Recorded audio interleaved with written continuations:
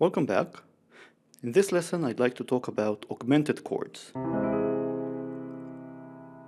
So I always feel like augmented chords don't get the kind of love and respect that they deserve, so we're going to take a deeper look at them today.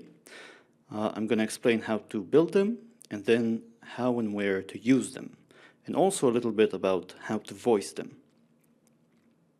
So let's start with the basics. How to construct an augmented chord. Well, suppose you want to play C augmented. So here's C. Now you count 4 semitones, 1, 2, 3, 4, and another 4 semitones, 1, 2, 3, 4. And you get C augmented. Let's take another example. Let's say you want to play A augmented. So you go to A, count 4 semitones, 1, 2, 3, 4, another 4 semitones, 1, 2, 3, 4, and here's A augmented. So you can construct 12 augmented chords, one for each note on the scale.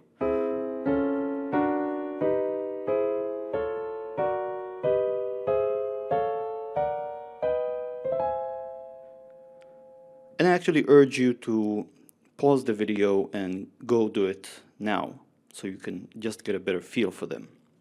You can play inversions of augmented chords, so that means if I start with C augmented, I can take the lowest note, put it 1 octave up, I get the first inversion, take the lowest note, 1 octave up, I get the second inversion, take the lowest note, put it 1 octave up, and I get the third inversion, which brings me back to the root form. You see, this is the chord I started out with, and this is the chord I got after 3 inversions. So it's also a good exercise to simply invert all of the augmented chords you've constructed. Take something like G augmented, play the first inversion, second inversion, and back to G. So there is one interesting point I'd like to make about augmented chords, that the inversions of an augmented chord are actually augmented chords built on other notes. So for example, let's take C augmented, and here are the root, first inversion, second inversion, and back to root. And if you take a closer look, you see that this first inversion is actually E augmented. It's also the first inversion of C augmented, but it's also E augmented. The second inversion is also A flat augmented. So it's interesting to maybe think of things in these terms. There isn't anything, I think, deep about this, so I'm just gonna leave it at that. Now, the interesting part, really, is how do you use augmented chords? Where do you actually stick them? So, an augmented chord is led into, the easiest sort of progression is an augmented chord is led into by the major chord on the same note. So, suppose I play C major, and I can follow this up by C augmented.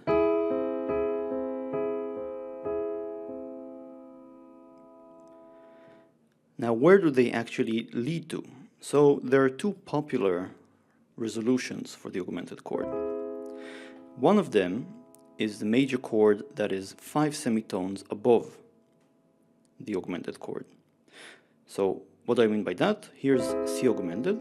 I'm going to take C, count 5 semitones, 1, 2, 3, 4, 5. I get to F. So the resolution is F major. Let me play them in succession. C, C augmented, F major.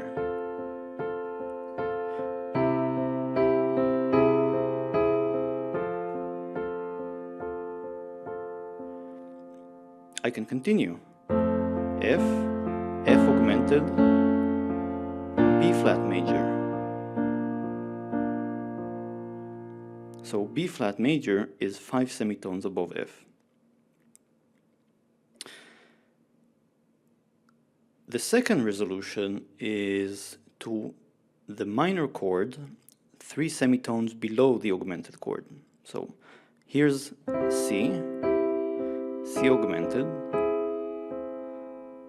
and the next chord would be, I'll take C, count 3 semitones down, 1, 2, 3, I get A. I'm going to play A minor. So C, C augmented, A minor.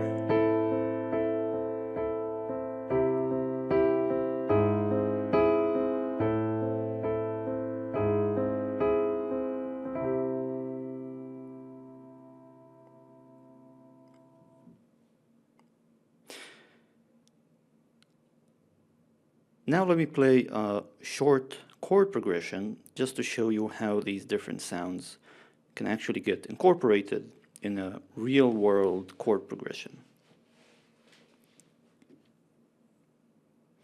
I'm going to start here actually.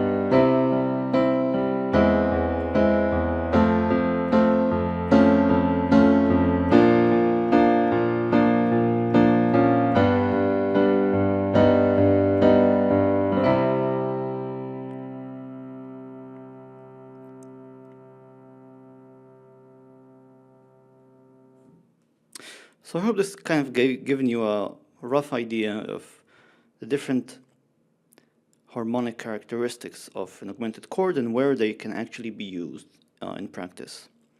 I'm going to finish up with one interesting tidbit, which is you can think of an augmented chord as being built on the whole tone scale.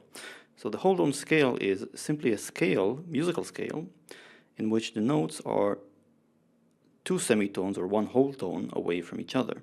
So you start, say, with C, then you count up 2 semitones, 2 semitones, 2, 2, 2, 2. So the scale would be C, D, E, F sharp, G sharp, A sharp, C.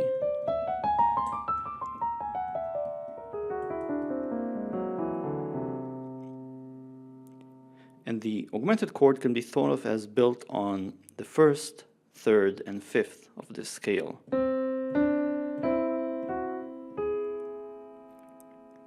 And this scale has kind of a dreamy quality.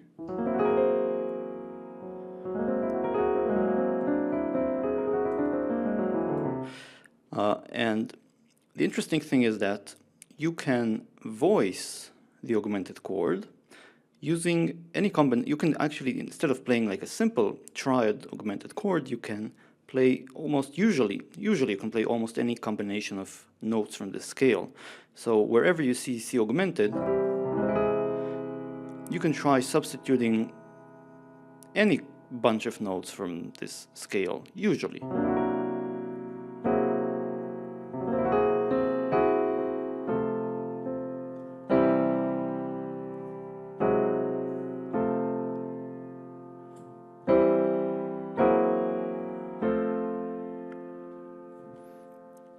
It usually gives it a more jazzy, lush, full sound. So this is something you can experiment with, especially if you're playing jazz piano.